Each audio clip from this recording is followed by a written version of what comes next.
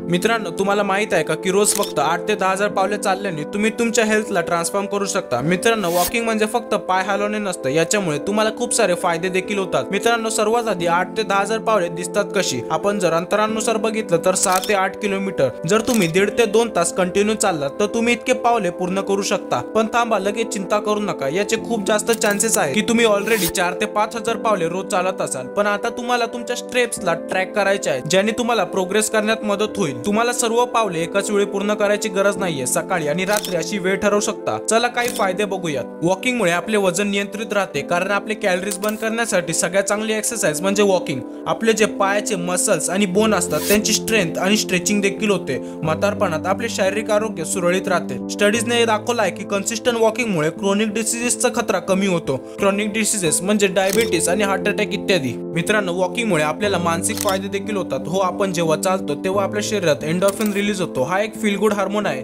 ज्याने आपल्याला हॅपी वाटते आणि आपले स्ट्रेस आणि एन्झायटी कमी होते।